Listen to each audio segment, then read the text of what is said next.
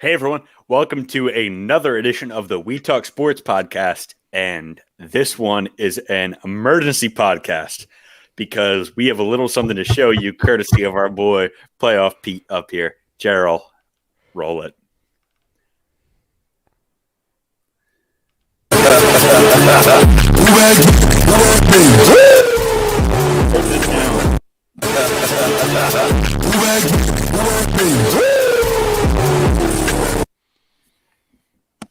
The Knicks didn't even win tonight. Look, here's what happened. Here's the situation going in last night, right? Celtics lost to Miami. What are you gonna do about it? Knicks fall. Look, Knicks beat the Lakers. They clinch. Knicks lose. They fall to 6. Who cares? Whatever. I was up all night painstakingly watching that game.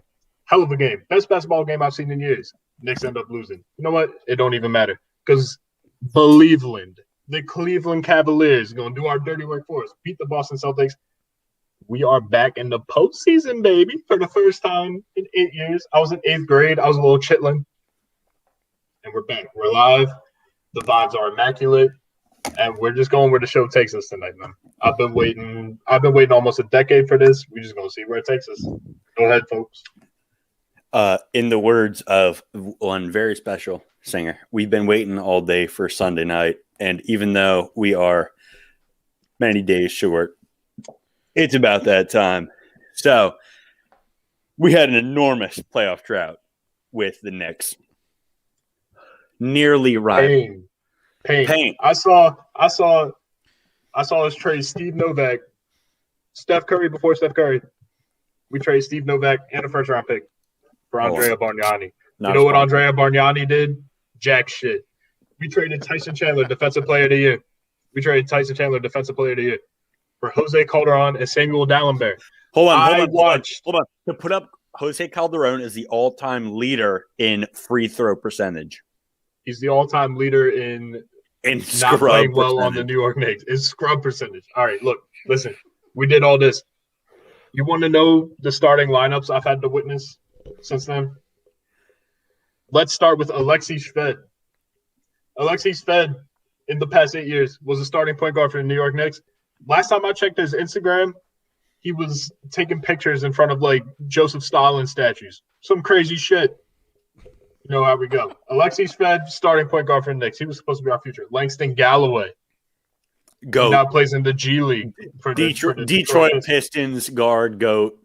Look, Andrea Bargnani was starting. Samuel Dallenberg was starting. No. Hold on. Quincy Acey. Hold on. Do not talk smack on Andrea Bargnani. That man Bargnani was garbage. No, he has one of the GOAT moments. Corey, you gotta let this guy have his right. moment, But bro. Andrea Bargnani has one of the GOAT moments of in crunch time when you guys don't need to shoot the ball, pulling up and shooting a 3 and missing and handing it over to the other team. We need to shout out Andrea Bargnani for just that. Look, the best player out of the 2003 NBA draft. But look, the moral of the story is these were all stepping stones on the path to greatness.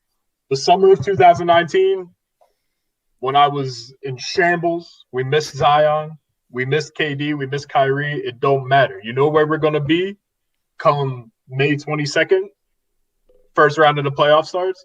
We're going to be in the same goddamn place as the Brooklyn Nets. It don't matter. It was all stepping stones. The path was not clear, but I hung on, and we're back. This is what loyalty gets you. I've been saying for the last – I don't even remember. Melo was still on the Knicks. I've been saying 2021. Gerald remembers. Gerald was witness. I've been saying 2021 next year for the last however many years. It's going to happen, man. It's going to happen. Who's going to stop us? The Wizards may make a playoff game or a play-in game. Philly sucks. They're going to fold, as always, in the postseason. I'm not worried about Philly. Watch out for Simmons. Westbrook.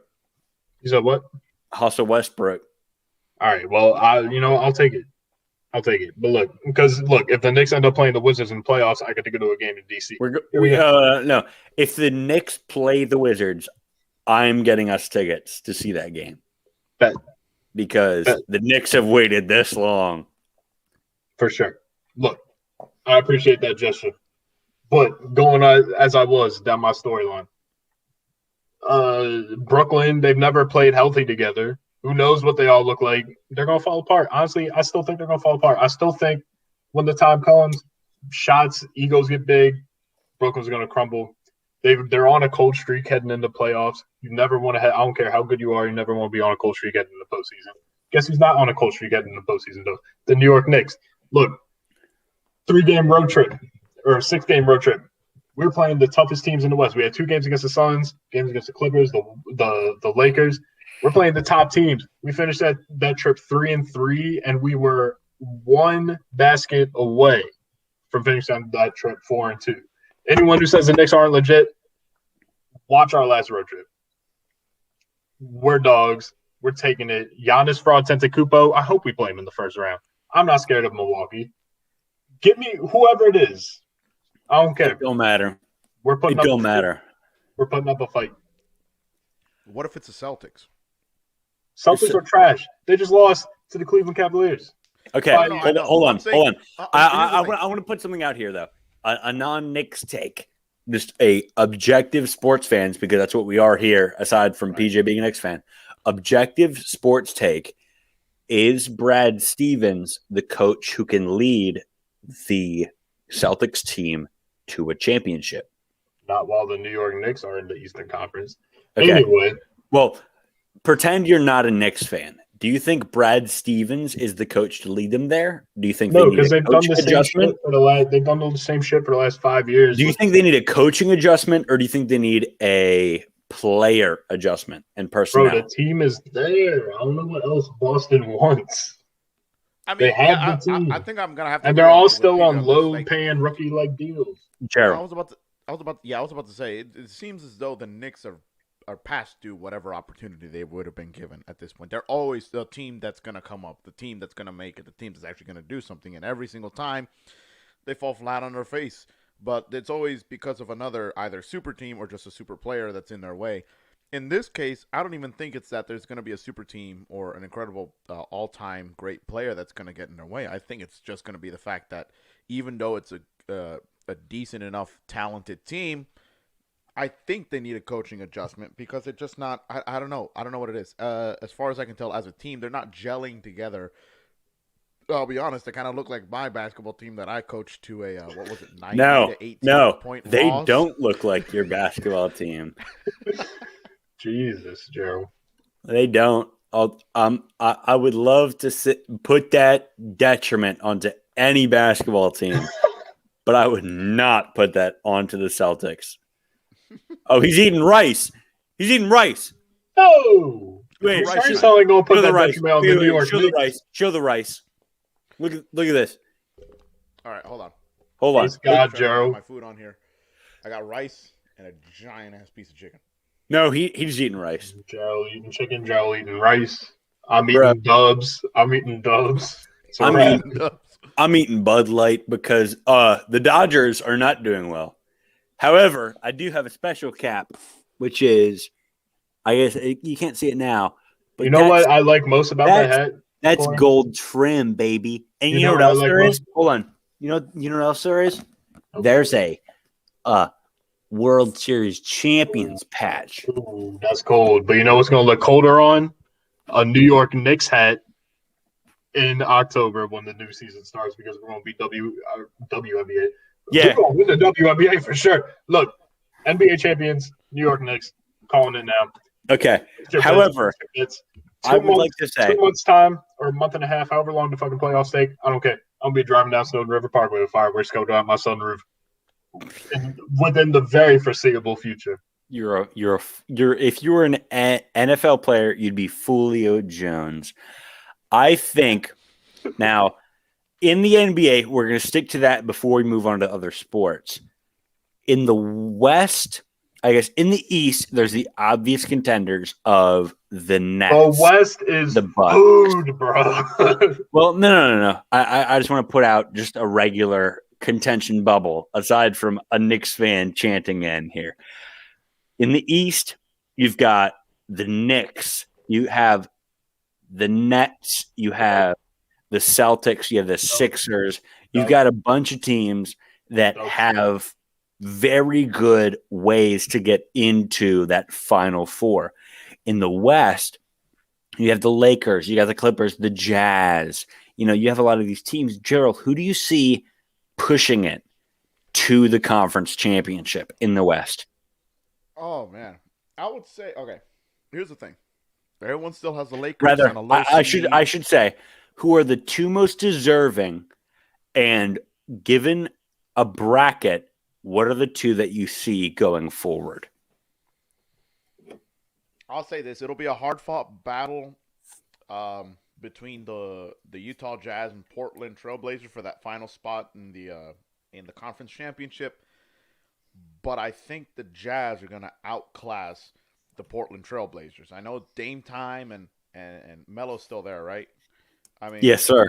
It's a formidable opponent, but I think the Utah Jazz are a much more complete and composed team that is going to be able to get it done in crunch time and when the points, clutch shots that are going to matter in the end. Now, on the other side of the bracket, I would have to say I do not have anywhere near the level of confidence in the Lakers that I had last season. They're just not playing well. That is the same side of the bracket. I mean, you know what I meant. Like, okay, the Lakers are not going to play the Utah Jazz unless they make it to the conference championship. And I'll say this right now: I do not believe if the Lakers get the 8th, or if the Lakers get the 6th seed, then they will play. I know y'all saw LeBron ducking the Knicks last night too. By the way, can't do that in the playoffs. More so, Gerald. My question was realistically, not even like in head to head. What are the two teams that you see to go against each other in the Western Conference Championship? The Utah Jazz and the Los Angeles Clippers. The Clippers, okay. And PJ, yours in the West. In the West, I've been watching basketball too damn long to say that the Lakers are not going to find a way to be in the Western Conference Finals. So we're going to have the Lakers and either Jazz or Suns, and it's going to be the same thing. Like when the Hawks caught fire when LeBron was in Cleveland, whoever's going to play the Lakers is going to get their ass handed to them. I am of a weird belief in the Western Conference Championship. I think there are too few games to go, but I think it will end up the Lakers versus the Trailblazers. Need Melo in the championship. I think Melo needs a championship. Now, wait, does that mean okay? This will be a hard. If that's the case, it would be Lakers. It would be Lakers would win absolutely. That's not even a question. Was that going to be your question? Who would win? No, let's say okay. No, my question is looking beyond the matchup. But let's say the Portland Trailblazers win the Western Conference and they make it to the NBA. They wouldn't. The Knicks would beat down Carmelo. He would not have a revenge tour. The Knicks would beat his. They would beat him into a pulp because Julius Randle is the MVP of the Eastern Conference. No, of the league. Look, Nick is hypothetically. If the Knicks didn't have Trailblazers, hold on. Let me say this real quick. If the Knicks didn't have Julius Randle, they would be buns. The Knicks have Julius Randle. They're in the playoffs. They're not even just in the playoffs. They're a 6th seed. We could, by the end of this week, be a 4 seed again. Nikola Jokic is great. Without Nikola Jokic, would still be an 8 seed. For sure. Joel Embiid was injured, and they're still a 1 seed. But Julius Randle is, for all intents and purposes, the most valuable National Basketball Association. Yes, sir, I've been saying that all year. He's the most valuable player in the NBA. But MVP isn't like, because if MVP was the best player, it would be LeBron for the last 18 seasons. Because that's it. That's the best player. But it isn't that. It's who's the most valuable. And right now, the Knicks will not be. People are saying Steph Curry. No, that's a ridiculousness. You're talking on a Steve-O level. No shot. Nothing. Julius Randle, personally, as somebody who isn't, on NBA analysts saying, oh, we need to keep up the rapport of voting, the best players. Julius Randle's the reason the Knicks are winning and the reason they're in that spot. Joel Embiid is not the reason Philadelphia is a 1 spot. James Harden isn't the reason that Brooklyn is in a 2 spot. Giannis isn't the reason Milwaukee's in a 3 spot. And Nikola Jokic isn't the reason why Denver's in a 4 spot. LeBron and AD lost their case when the Lakers fell to 7. That's it. Julius Randle, since he's been on his tear, they've only gone this way. Up and up and up and up and up and up. I think I'm loving it. Julius Randle realistically needs to be considered as a candidate. If he doesn't get at least 1 vote, the league is a lie. I mean, you think of players. They're all smoking. However, another guy who I would think, because there's other guys who contributed to teams. There's Chris Paul joined a team and contributed to them. Chris Paul is, a very valuable player, but Chris Paul's up there. Chris Paul's also up there. I think it should come down to pretty much, in my opinion, Chris Paul, Luka Doncic, Luka Doncic, Julius Randle, and Nikola Jokic. Those are the only 4 guys that you can consider. Because LeBron's team sucked without him. Embiid's team was incredible without him. All these 4 other guys, either 3 of them needed them or 1 of them still did well. So I think that entire basketball thing on it is a little weird to think about it. But I do think Julius Randle is in the best position to at least win Most Improved. Absolutely. Now he's a lock for Most Improved. I will fight to my dying breath for him to be MVP this year. But look, we're gonna talk. What we're really gonna talk about is Derrick Rose for 6th man. That's what the real conversation needs to be: is D Rose for 6th man of the year. You're smoking meth if you say that. Look at the Knicks' efficiency when Elfrid Payton is on the court. He should be tried for fucking war crimes. Look, the Knicks start Elfrid Payton the beginning of each half, first half and second half. They start him for like 6-7 minutes. We do shit. We're down by 10. D Rose comes in. All of a sudden, we're winning games by like 15 and 20. It's a wrap. So you're telling me you want the Knicks to put that elf on the shelf? Oh, for sure. Yeah. Elf on the shelf. Okay. Put the elf on the shelf. All right. Okay, and PJ, real quick question. Considering now that the Knicks are playoff bound, which team would give you? I know, obviously, any team that you beat in a series in the playoffs is going to bring you an immense amount of joy. But which team do you believe is going to bring you the most joy should you beat them in a playoff series? Would that be between the Boston Celtics, the Brooklyn Nets, and the Philadelphia 76ers? Those are your 3 options. The 3 options. Philly, I have no innate beef with. So Philly believes that they have like a co-equal thing with New York, and everyone knows that they don't. Yeah. So look, Milwaukee would be fun because Giannis signed that contract when he could have signed with us in a couple of years. And look. If we beat Brooklyn, he regretted that contract signing the day after when his coach said, "We're not worried about winning a championship." Listen, I'll die with that on my tombstone. I will give you the 3 teams that I want to beat most in the playoffs. 1, the Brooklyn Nets. The fake New York team. Just a certain dominance. Absolve me. Complete vindication for the summer of 2019 that I had to sit through. Anyway, aside from that, make KD look like oh my God. It'd be beautiful. Anyway. The next team would be the Miami Heat. They swept us in the regular season, and I have unfinished business with that franchise, considering how we should have played them in the Eastern Conference Finals last time we were in the playoffs. I need a sense of closure with the Miami Heat. So that series would offer that. And third, and most importantly, the Indiana Pacers find a way in to the playoffs, and we beat them. Oh, brother, y'all are not gonna. Ooh, that's just personal. You want to talk about closure with the Heat? Oh my goodness! If we play the Pacers and beat them, easy, bro. Anyone we play is food, though.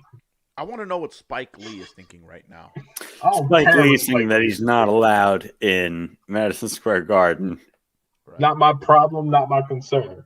I'm gonna be the next Spike Lee getting courtside when the Knicks make it to the finals this year. So I want to take another leap over here outside of basketball to our friends that PJ, I know you enjoyed on your little trotting of confirmed for the playoffs, but I would like to talk about the Major League of Baseball.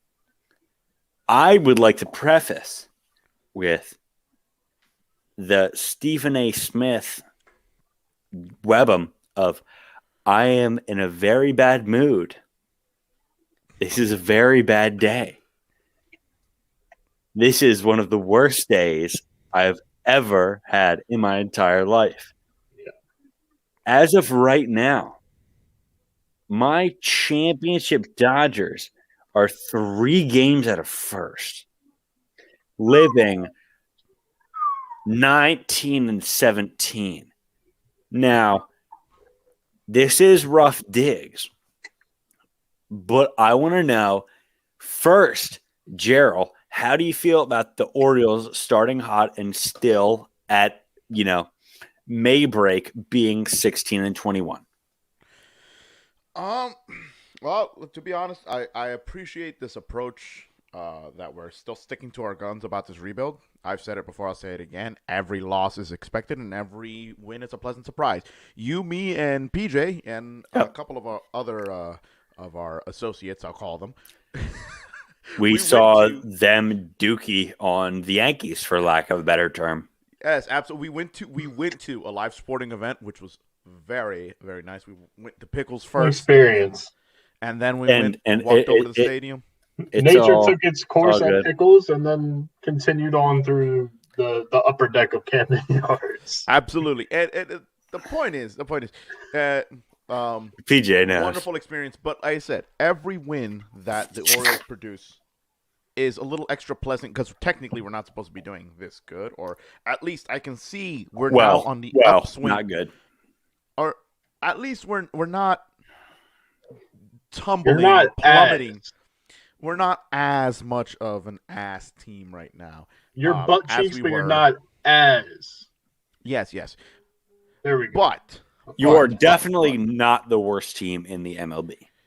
And you are actually only 5.5 games behind first. I'll take that from a team that's rebuilding, that's still got its stars developing, that still has, and it's just pleasant surprise. Cedric Mullins being incredible. On fire. And your shortstop. I forgot. Urias? No, absolutely not. You just had the.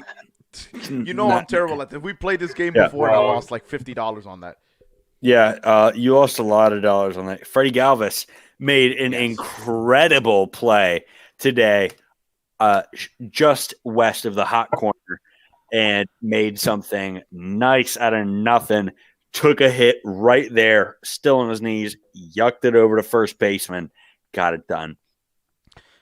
Unfortunately for the Orioles, they still have to put up with Chris Davis for another year. He is down in triple, but he's still getting paid millies. We're almost done with him. That saga is almost behind us. But I will say, the most pleasant surprise about this season so far has definitely been John Means as our pitcher finally blossoming into the ace role and proving that by throwing a full game no-hitter, 9 innings pitch. He was only one wild pitch away from a perfect game, might I add. This man was on fire the entire time. First Orioles pitcher since Jim Palmer in 1969 to pitch a 9-inning no-hitter for the Baltimore Orioles. So big props to our ace, big props to our talent that's developing. I like the way this is going. I'm enjoying Orioles baseball. Give And it a I'm couple enjoying years. seeing it. Yes, exactly. In a couple years, we'll be contenders for something again, at the very least a wild card spot. And then I'll be back in the swing of exciting baseball. But right now, I'll take it as a breath of fresh air that we're not the worst team in baseball like we were back in, I believe, '05 and '06 when I started actually getting into baseball. And There's in hope. 2019 and 2018 and 2020. Yeah. So, Yeah. it's a cycle thing. I'm on the upside, beginning to work on the upside of the cycle. And I'm happy about that. Those are good upsides. I also want to take from another person who is a Yankees fan in that same division. How do you feel about that team start specifically? All right. And where they are now? It's no secret that the Yankees started off looking like a pile of dookie. But Jay Bruce, baseball, upstanding man. He's had a long, successful, illustrious career. But he was not meant to be a New York Yankee. I almost said New York Knick because I'm still, I'm riding the high. Well, But he's not meant definitely to be not meant to be a Knick either. ever since he retired, like 2 weeks into the season, Yankees have had the best record in baseball. What position did he fill? First base because we had Luke Voit injured. Yeah, you're right. Yeah, he didn't make it. And Voigt's back now. But look, anyway, Giancarlo Stanton's on a tear. I know why I bully him a lot, but he's doing well this season. Aaron Judge has been shit ever since he got his teeth fixed. Someone needs to break a bottle over his jaw or something. I need them all over the place because that's the only time he's good at baseball. But look, the Yankees are on the uprise. Best record in baseball since Jay Bruce retired. We're just behind the Red Sox, who are having, a good year. I don't want to praise that team any more than I have to, but they're looking good. But the Yankees are on the come up. Garrett Cole's been lights out this year. I have no idea where we'd be without him. I have hope. I'd rather start dead in the water and then finish off like the Nationals when they won the World Series. They sucked, and then they just took off. I'd rather have that happen than start off great and then crumble at the end. So we'll see what holds for the Yankees. But then again, though, you have to think the Nationals did win the World Series and then suck. And I'll take a chip. I'll take a chip and then a couple years of being ass. That's the easiest deal I make in any sport. As somebody who is a very long Dodgers fan, I do not take that agreement. I think that we have chips that we needed, and we didn't get them. We got the chip in 2020, the LeMickey chip that people are saying about LeBron in the NBA. The Dodgers are not doing too well. We just lost two of our pitchers to the IR we lost Dustin May. We just had Tommy John, and we lost our power hitter Edwin Rios to the rest of the season with an elbow injury. I think the Dodgers are hurting right now, but I think when it comes down to crunch time, we've got the tools, we've got the power. I mean, that's how I feel about the Yankees, man. I'm not too concerned. Here's the difference, though. Is just in what I'm thinking is our 1-2-3 rotation is Kershaw, Bauer, and Buehler, and those are that's insane. That's insane. And then our batters are Betts, Bellinger, Turner, Seager, Muncy, and then anybody else we want to put on there. And that's insane. But I'm taking this beginning of the season of barely riding 500 because we won our last game. I don't feel great about it. I'm not afraid for our team's season, but I think that we started off the season a little too confident, and I think that takes repercussions. We started 13-3, and now, which is still insane, by the way. Yeah, but since that, we are 6-14. So we started hot, and I think that the team believed they could do hot. And the wins were by extravagant numbers or by just one run. So I think those will be extremely interesting. Now, I want to take a moment, and I want each of us, real quick, too, because there's not a whole lot right now in sport to talk about. I want to talk about the upcoming NFL schedule. I got my take.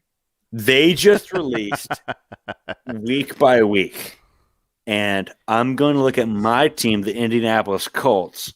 Oh, I haven't even looked at the Giants' full schedule yet. I know week 2, Thursday night in DC, I'm going. I'm already waiting for tickets. As soon as they drop, I'm going Thursday night. Giants versus the team. All Venmo. All right, wait. Hold on, Gerald. Podcast gang. I'll have to save up for it, but I'll see what I can do. I'll make it happen. We get nosebleeds, dude. It can't be that much. It's nosebleeds at look. All right, I'm just glad I need to go. I'll commit to that because I am glad. I'm ecstatic. This is the first time in like 7 years that the Giants haven't played in DC because they never play in Baltimore. This is the first time in forever that they haven't played in DC when it's bare ass cold in like the dead of December. Oh, yeah, they're finally playing in DC when it's like warm. Hey, you remember when you enjoyable.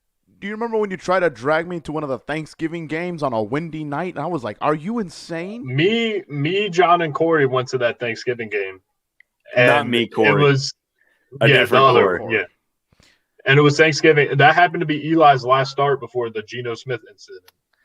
Yo, hold on. I got to throw up some. It's Geno time. All right, who wants to do the live? I'm not looking at the Giants schedule yet. Who's first on deck for a live reaction to their team? I haven't seen. I'll do live reaction for my team. Okay, as an Indianapolis Colts fan, here's what I'm thinking. Week 1 against the Hawks. I can dig it.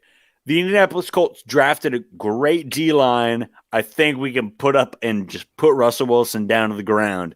Week 2 against the Rams. I don't love it because I love Matt Stafford as a quarterback, but I think we can win that. That's 2-0. Against the Titans, that's a toss-up. Dolphins, we can beat the Dolphins. Colts at Ravens. All right. I got for that. I'm buying tickets. I think that we can beat him, Lamar especially, because they don't have wideouts, and our defensive backs will come in and just put pressure on the QB1. Texans come to us. That's a loss for them. We go to the 49ers. Okay, doesn't matter. DeForest Buckner Revenge Tour. We beat. Titans come to us. One of one will win. We're not losing both. I'm sorry. The what? The DeForest Buckner Revenge Tour. God. I'm here for it. I'm oddly here for it. The best defensive lineman in the league, DeForest Buckner. All right, we play the Jets. That's not even a game on the schedule, bro. We put Jags. Get out of here. Oh, wait. You're going to throw away Trey Lance, Urban Meyer, and them what week are we on a whim? Gerald? What week are we on? Or what week are we on, Corey? 1, 2, 3, 4, 5, 6. Because remember, it's 18 weeks now. 8, 9, 10. I want next for the schedule. I'm excited. That's fine. You go ahead and do that. Week 11 and 12. I'm not happy about this, man. Ooh. We got to play against the Bills at Bills. Ooh. And then we got to play against the Bucks. Ooh. In Indy? Yeah. Maybe. Y'all got a chance. No, we don't. All right, that's 2 weeks of losses. Then we got the Texans who we're going to beat. We got Mac Jones and the Patriots. We going to beat them. We got the Cardinals. We're going to lose like with 3 seconds left in the fourth quarter. We got that. We got the Raiders. John Gruden, more like John Pruden. He going lose to us, and we don't have Andrew Luck anymore, so I can't get jokes about that. Yeah, we got Carson Wentz, and you better get Carson Wentz out of the playoffs. All right, and then we play the Jaguars again. So I feel really good about the schedule. I feel very confident 11-6. All right, there we go. Good take. 11-6 or 12-5. I think the only teams we're losing to 100% are the Bills and the Bucks. I think we have a toss-up in one of our games. We're going to lose to the Titans. I think we could lose to the Niners. I think we could lose to the Ravens. I think we could lose to the Dolphins. And I think we could lose to the Hawks. That equates to a 12-5 schedule. All right. It's time for the Giants. Let's get it going. Week one. Don't be overconfident, dude. Week 1 versus the Broncos. Food. Broncos don't even have a quarterback. Wait. What if they have A-Rod, though? Dude, A-Rod's ain't going to Denver. That's the number one trade look for him. No way. It's the number one trade look. Man, look. As of now, 1-0. Week 2 at Washington, that's a fat L for us. Not even going to lie. We are just not equipped to handle that at the moment because we refuse to the defensive line. Yeah. All right, so look. 1-1 heading into week 3 versus the Falcons. Dub. 2-1. And that's at home against the Falcons. That's a dub. Week 4 at the Saints. Now this is gonna be a good one. Damn, y'all afraid of Jameis Winston like that? Right, that's a trap game, man. That seems like a very Giants game to lose. It's definitely a trap game. Being a fan of the Giants that I am, I know enough. 2-2 heading into week 5 at Dallas. That's a dub. I'm gonna get a statement dub 3-2 in Dallas, October 10th. Watch, and it will happen. Week 6 versus the Rams at home.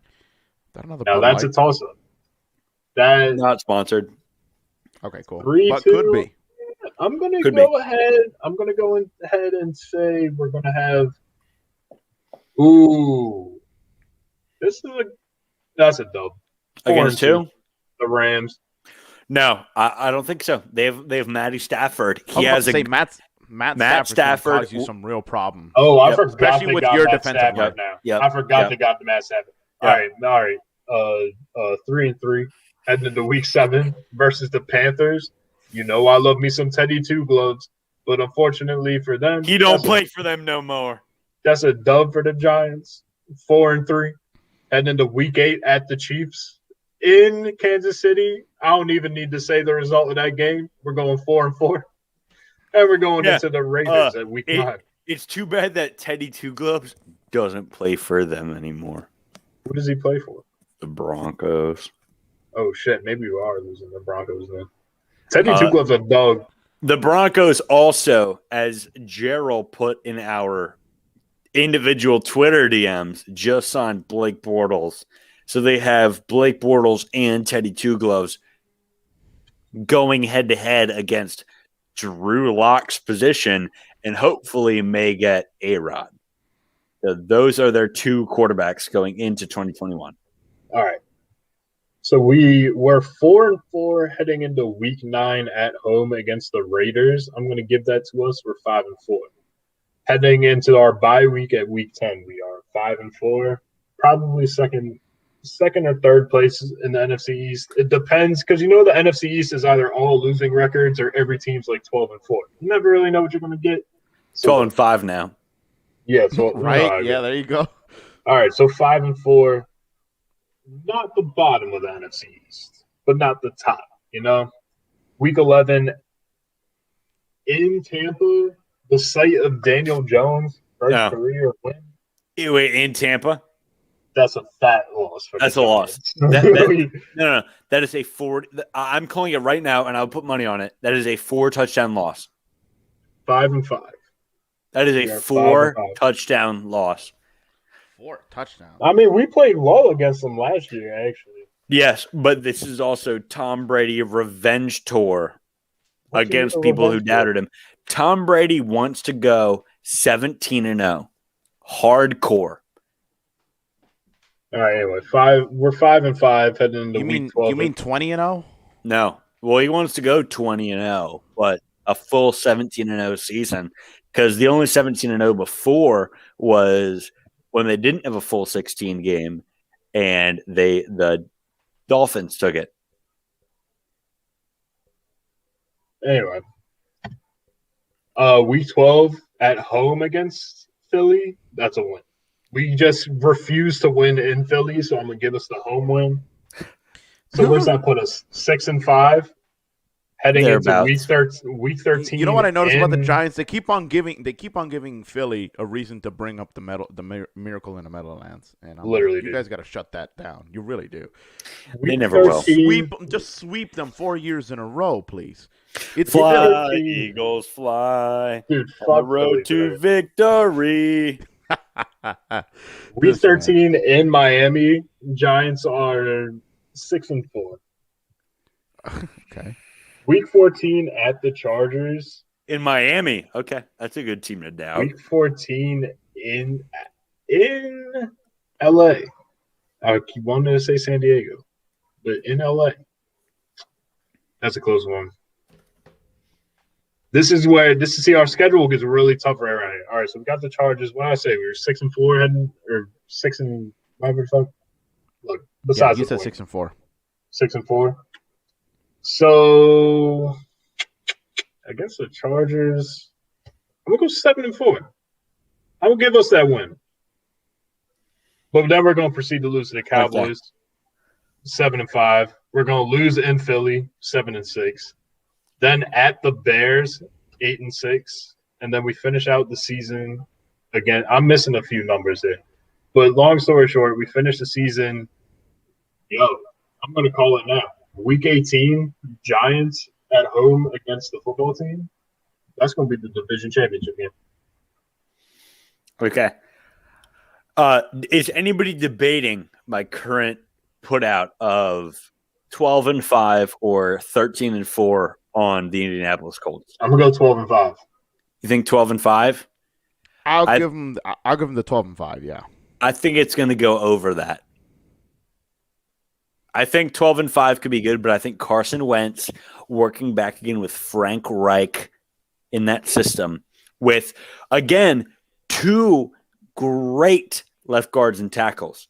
We just acquired Kansas City, and we still have Quentin Nelson. You just acquired the city of Kansas City? No. Yes, sir. Doof. We just acquired, who was it? Eric Fisher. So we have Eric Fisher, Pro Bowl tackle, and we have Quentin Nelson as our left guard, and we still have a very, very good center, and we can protect that left side of Wentz. I don't think that he's going to get sacked more than 40 times a season because of that end.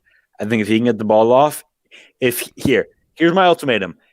If he gets sacked less than 50 times this season, then we will finish 13-4.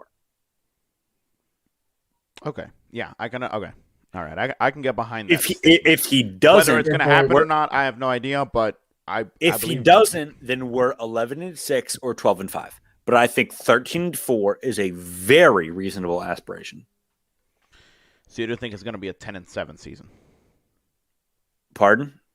You don't think it's going to be a 10-7 season? Not at all. It's not going to go below 11 wins. Okay. I not one bit of me thinks that the Colts with our new draftees and our developed players is going to go below 10-7. We're winning the division. I don't think there's a question about that. I would put money down right now. I will buy myself and Al here. This is out there. I will buy myself I got to think of a doggy dookie NBA player. All right, my least favorite player ever. I'll buy myself an Al Horford jersey if the Colts go 10-7. I will not buy just an Al Horford jersey.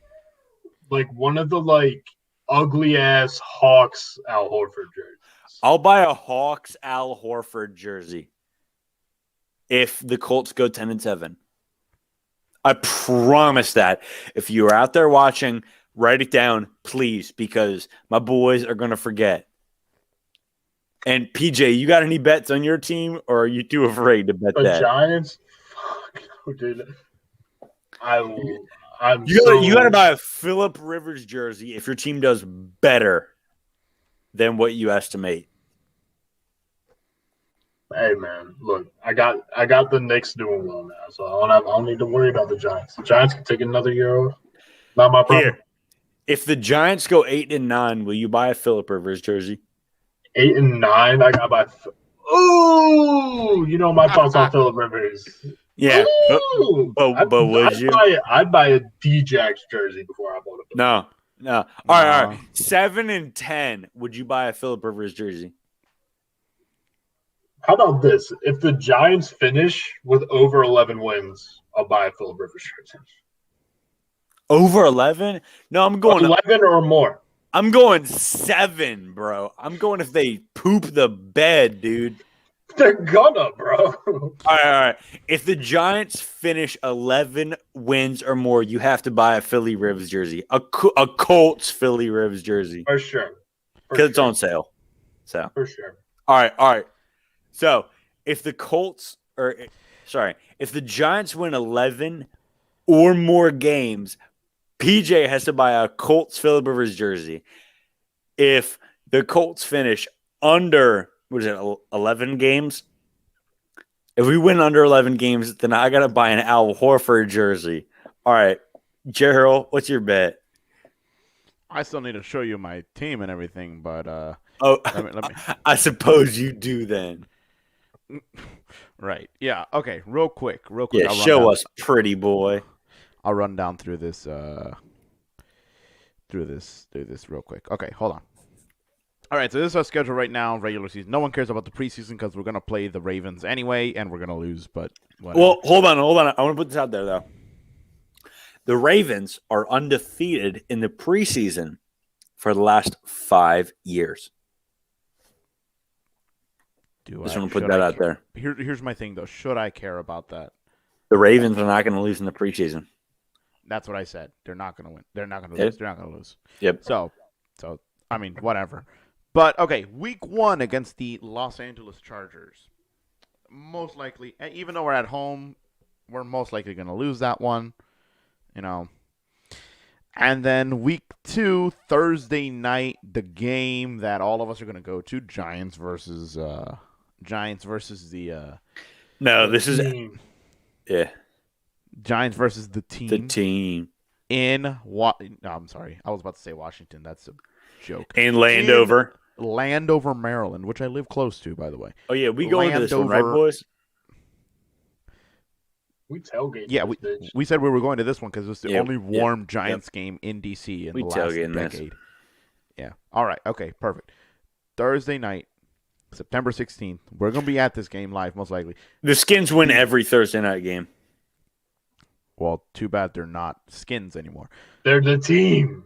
The The team. new legacy. The New team, dynasty. which they might be considering changing as its permanent name, and my thoughts on Honestly, that one we'll have to I'm wait here for another for it, day. bro. At this point, I've given up on any hope. Bro, but y'all whatever. can keep posting that y'all just lost to a football team named football team thing every time y'all win. That's classic. That's meme material you can't sacrifice. It is meme material that is top tier. Not as good as the you just lost to a team named after pants, but You guys are pants. And Yeah. after pants. but anyway, okay. So week 2, that Thursday night game, I believe the football team is going to win. We're going to go 1-1. All right. Do you think it's a win or a toss-up? It's going to be closer to a toss-up than I would like, Okay, but it's okay. still going to be a win. A win. All right. Okay. I'll I'm dictate it calling as a it a win. win. All right, and then The Bills week are a 3 loss. Yeah, it's an They're a loss. automatic Yeah. in Buffalo. In Buffalo. Yeah. Absolutely It's a not. loss. That's an absolute loss. Week 4. Okay, so we're 1-2 going into week 4 against Atlanta in Atlanta. It's a big stadium. Yes. However, the Falcons seem to be, especially after last season, seem to have shown themselves to be the experts in losing a lead. Hey man, they just drafted Kyle Pitts. He could be the truth. So I'm gonna call All right, this a toss up. Oh, I'll still toss call up. it a Okay. loss though. I'll call it a loss. though. Okay, so you're 1-3. 2-2. One and three. Yep. Yeah, I'll call it a loss. I'll say because I don't have much hope, but still, I'd say it's a toss up, but a loss, like a loss on a fluke. 1-3 going into Week 5 against the Saints. I'd say that. Do you want to put it as a toss up as a half and half? Nah, I'll call it a loss. So there are ties in football. 1-4. Yeah, well, in betting there is. I'd much rather lose than have a tie. I'll be honest. All right, so you're going to go into Week 6 being 1-4. Wait, yeah, exactly. Hold on. Did you guys beat the Giants or no? Yes. Yeah. Okay. Did you guys beat the Chargers? No, I said that was going to be a loss. Okay. Yeah, that is 1-4. Jesus, Joe. You're going to lose to the Chiefs. Wait, no, hold on. Trap game for the Chiefs. Game for the Chiefs. Exactly. We're going to shock the world again. Like we did with the Pittsburgh Steelers last season. 2-4. Remember that? Yep. 2-4. 2-4. All right. Are you going to shock? We're going to beat the ketchup drinkers. All right. Are you going to beat the Packers too? Blake Bortles and y'all are going on if y'all beat the Chiefs, you're going on a 6-game streak. You have to win out if you beat the Chiefs. Well, wait. Hold on. Remember, they have to run into touchdown time. All right. Are you going to get past potentially Aaron Rodgers? But wait for it. A potential Aaron Rodgers. If it's against Aaron Rodgers, it's most likely a loss. But if it's not against Aaron Rodgers, I'll call it a win. So based on our uncertainty about the future of Green Bay, I'll call it a toss-up. So let's give it a win. Because I feel like it a win. After coming off beating the Chiefs, riding that high horse, I'll give it a win against Packers. I'm gonna give it a nub for each one. A 2.5 to 4.5. All right. Broncos. That's a dub. No, it's not. No? No, yes it is. Wait, hold on now. One of those is going to be a win, and one of them is going to be a loss because Aaron Rodgers is going to be playing for one of those two teams. Ooh, you're right. So, you just want to call it 1-all? I'll say, okay, between 3 and 5. 3 and 5. You'll be 3 and 5 heading into the Bucks. Right. You'll be 3 and 5 heading into the Bucks. Into a bye week, and then the Bucks. And then you get to lose to the Bucks. And we get to lose to the Bucks, yes, yep. Absolutely. And then you get to beat the Panthers. We get to beat the Panthers. So that's 4 and 6. All right. I believe we can beat the Seahawks. That's a huge turning point in your season. Okay. If it goes as you said. That's a prime time game. That's a Monday Night Football game. Oh, yeah, wait, never mind. You guys don't have Kirk Cousins anymore. I was going to say Kirk Cousins has never won a Monday night game. Y'all are 5 and 6 heading into the Raiders. Well, that's a bad dub. There you go. Look, 6 and 6 into the Raiders. All right, 6 and 6 into the Raiders. How about 6 and 6 into the Cowboys? Yeah, into the Cowboys. 6. How about them Cowboys? 7 and 6, bro. At home, y'all ain't losing. At home. I'll give it a renewal of the actual rivalry between the two teams, and I'll call it a rubber stamp game, and I'll say it's going to be a win against the Cowboys on December 12th. Okay, 7 and 6. Then against the Eagles. That, the Eagles, the Meagle Eagles. I think in division every game is going to be 1-1 in the NFC East. I seriously think no team is going to sweep another team.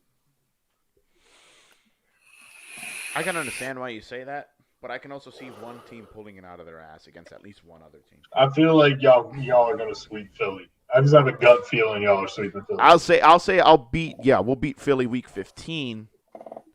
So what are you now? Lose to Dallas 7 and week 6. 16. By the way, Sunday night, December 26th against Dallas. Probably a loss. 7 and 7 now. 7 and 7. And then you'll beat Philly. Beat Philly again. This one's at home, so even better chance on January 2nd. 8 and 7. And look, you're on pace to what I was saying about the Giants heading into the last week for the championship. Knowing how this works out might actually be the division championship. Wait. How did I end up with 16 games if there's 17? I don't know. I did the same thing. It don't matter. Look, point is, we're at the same conclusion, which is Giants team last week of the season championship game. That's true. All right. So who are we taking? Obviously, you know where my allegiances lie. And I'll stick with my allegiances on that one. Where'd Corey go? He's gone. He went out to probably get another Bud Light. All right, Corey, real quick. Neutral third party. Me and Gerald have come to the same conclusion record-wise, and it's going to be Giants football team last week of the season for the NFC East. Who are you taking? Who's the winner? Who's winning the division? I think it comes down, honestly. In New York, in New Jersey, in the Meadowlands. Yeah, in New York. They don't play in New York. I will say it comes down to this. Nothing else matters in the rest of the season. It doesn't matter who's healthy. If Saquon is healthy, the Giants take it. That's all that matters. That's what I think. Right. Okay. That's all I think. I can agree to that. However, I will say this. We can say whatever you want. There's no guarantee. Saquon's got a Big Ten championship.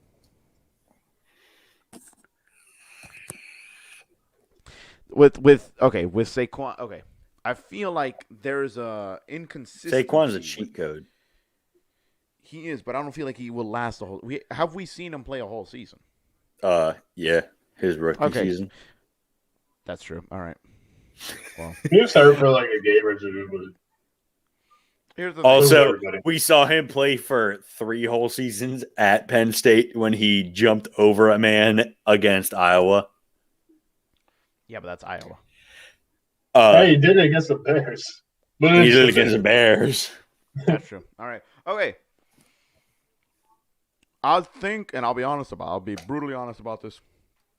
I think if it comes down to a division game, like a division clinching game, at the end of the season, the Skins are losing it. Well, the Skins don't win or the lose football because they're team. not the Skins.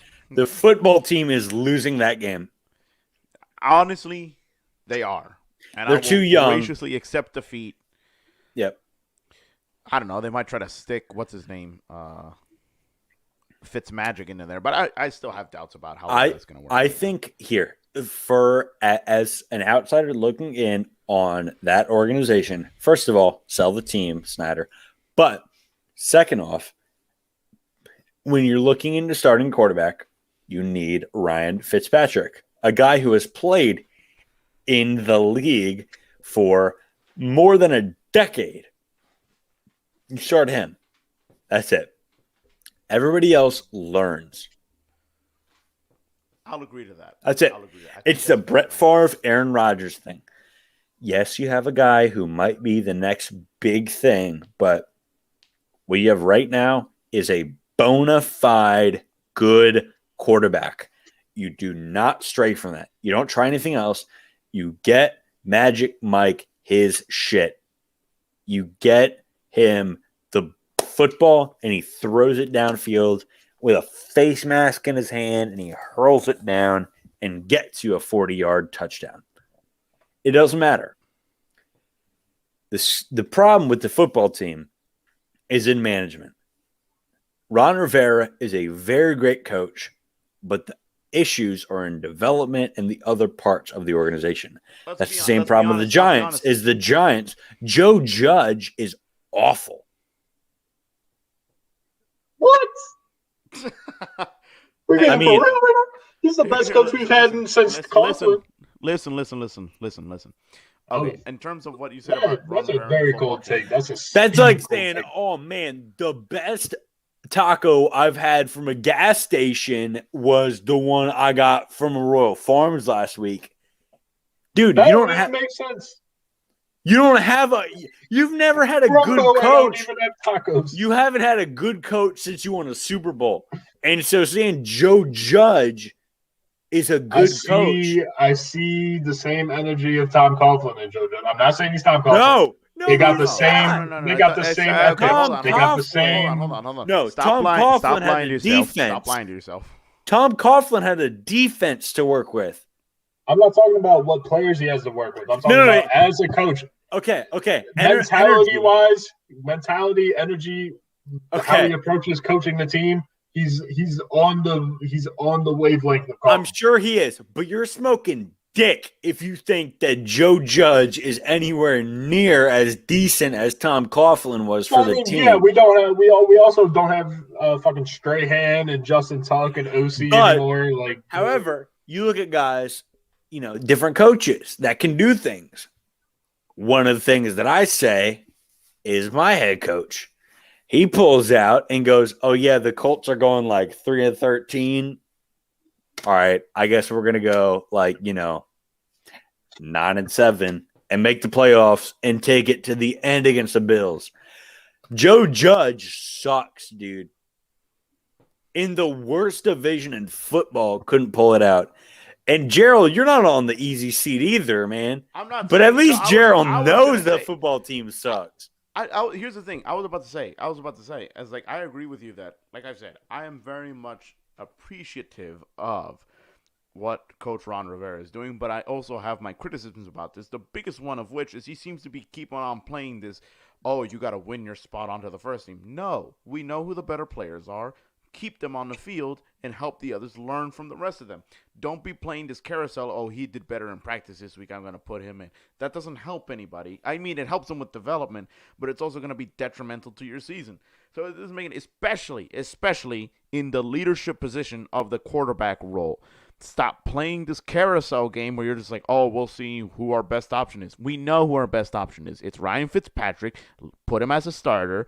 Let the other guys learn and have them fill in if, and that's a huge if they need them to fill in. And that's only if we are getting our ass handed to us by touchdown Tom by 5 touchdowns down, or we are trouncing somebody. Okay? And it's much more likely to be the former than the latter. Now, in the other, we're going to finish our podcast right here, but I would like to, on the spot, real quick, as you missed this, because we haven't had a podcast in a while, Gerald, would you like to explain the Super League to us? Jesus Christ. Okay. You have 4 minutes. 4 minutes. All right, don't start my clock yet. Okay. Point is, start my clock now. Okay. Got it. There is these 12 teams in Europe plus 3 extras that we're going to find to make a 15-team closed off Super League, which means the way that European football works is that all these domestic leagues from Spain, the UK, Germany, France, all these other countries that have interest, like Netherlands has a good one, and Italy and all that, they have some very famous historic teams. Think the Yankees of soccer, if you will. That's how good some of these teams are. Manchester United, Real Madrid, Barcelona, AC Milan, Inter Milan, stuff like that, Juventus. Places that have the biggest stars, the most money, the best records, and the best history. All of that together. Great. Fine. Whatever. They wanted to close themselves off, remove themselves from the current competition structure that exists, which involves them playing lower-level teams to start off in the Champions League and then get to the end where they start playing better teams. They wanted to separate themselves from that so that they had their own enclosed, completely separate, autonomous personal league where they can have their own enclosed system. Basically, they were about to close off a system and circle jerk themselves with money for the rest of eternity. Best way I can describe it. But the fans of every single one of these fan bases hated it, especially the ones in England who have some of the loudest and most aware and involved fans in the world, which I appreciate. And it ended up, because there were originally 9 teams from England in that 12-team Super League, or in that 15-team Super League. And it was 6. 6 out of the 12. Half of the Super League was going to be English. All 6 of them pulled out within 5 days of announcing that they were going to be joining. All 6 of them. And they're still going to face consequences for the domestic league and from the oversight committees and all that. It was so bad that the organizing body of soccer, which is no saint, was about to decide that they were going to ban any players from those teams in those Super Leagues from playing for their countries in a World Cup. And these are some of the best players in the world on these teams. Lionel Messi, Luis Suarez, Cristiano Ronaldo, Christian Pulisic. Ronaldo! Exactly. So, you could see the problem that it caused. The true GOAT. Immediately, the thing folded within 7 days, within 1 week of starting itself. The best way I can describe it is that the Super League was a terrible idea to begin with. The fans hated it. The leagues that oversaw these teams hated it. The bankers were the ones who funded it, including Wells Fargo, by the way. They pulled out as soon as the 6 English teams pulled out, and then everybody was just left out to dry. So all of them at this point are absolutely, hated by their fan bases. Their ownership is under scrutiny. Their management is under scrutiny. Some of their managers have already retired. Some of the players said they wanted to leave. It was a bad mess. It was bad PR at its finest in terms of European soccer. But it is not going to happen. The fans have made themselves clear they're not going to allow for that to happen. And the league, the oversight, the FIFA and the UEFA and all of them are also not going to let it happen. So, flash in the pan, wonderfully stupid. Best way I can describe it is I follow an account on Twitter called Images That Preceded Historic and Unfortunate Events. It put up the Super League logo when they announced it, and then 5 days later they say all the involved teams on the list. Wonderfully done. Terrible PR. That's all it was. Absolutely terrible PR that almost had really bad consequences for the worldwide soccer community. But it's not going to happen, so we're good. Well, it did have repercussions because the entire community said, yeah, we do not want this to happen. So yeah, it ended up getting canceled. Correct. So this is going to mark the end of our podcast. However, we always have our normal segment. This is our, I believe, 26th edition of our podcast. So, 26. Let me Gerald, finish it off. I'm going to take the Major League of Baseball. Which means I can take the NFL. And PJ will take the NBA. Now, Gerald, actually, I would not mind starting. So, at number 26, I'm going to take Wade Boggs taking a 338 and 428 OBP with 8 All-Star selections and 7 Silver Slugs in 17 seasons alone with the Red Sox, and also drinking about 100 beers in one flight from New York to LA. I raise a glass to Wade Boggs.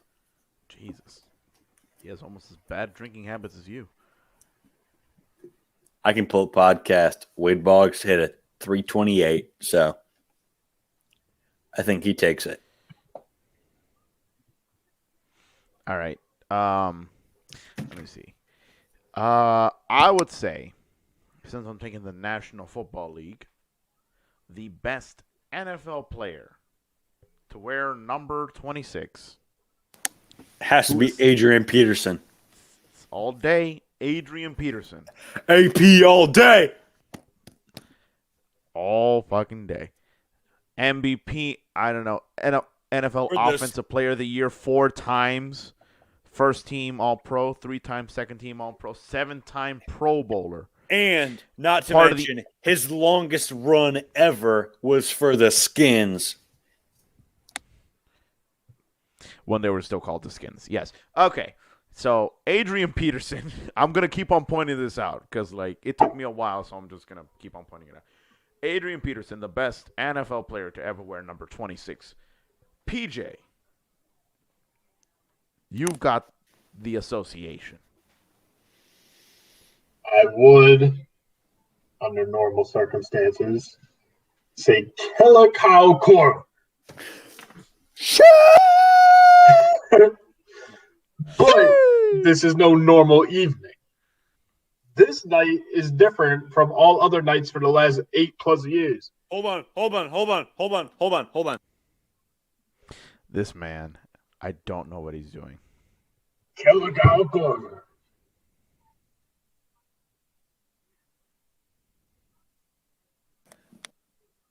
I believe I have something that can be of use.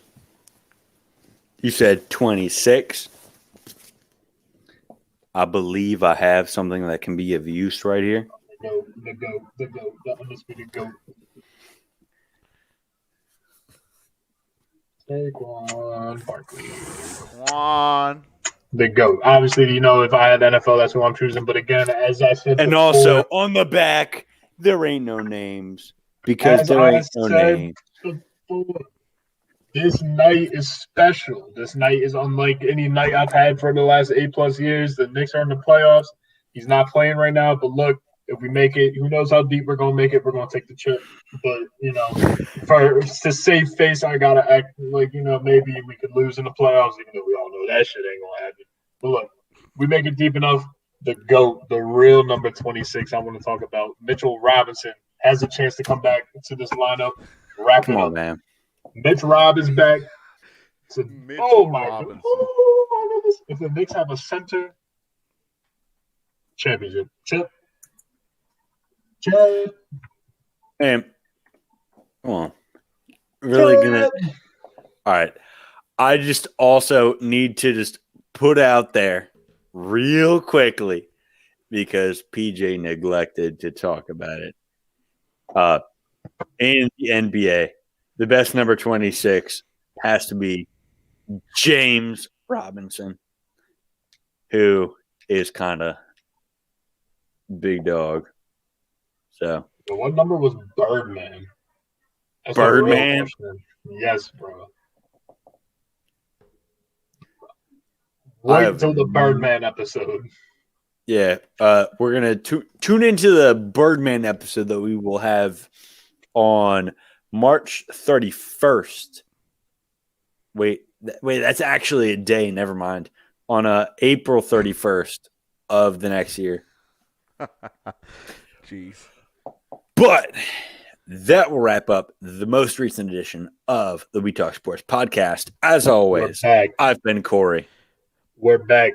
Take us out. The Knicks. We're back. The Knicks We're in the playoffs. Are back. I've been waiting my whole life for this. We're back.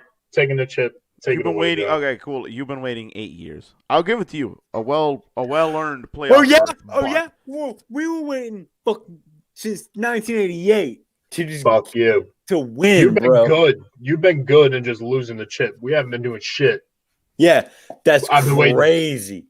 That's I'm crazy. standing over here in the corner as a Baltimore Orioles. Anyway, we're back. We're back. Knicks are back. Washington football team and all that. At least I had the Capitals a few years ago. I got a Pat McAfee jersey around here. So I've been Corey. I'm gonna end this before this starts getting weird. No. I've been Corey. Playoff Pete. And Gerald Mendoza. And we will catch you next time because we back, baby. So are the Knicks. The Take Knicks it easy. and the We Talk Sports are back.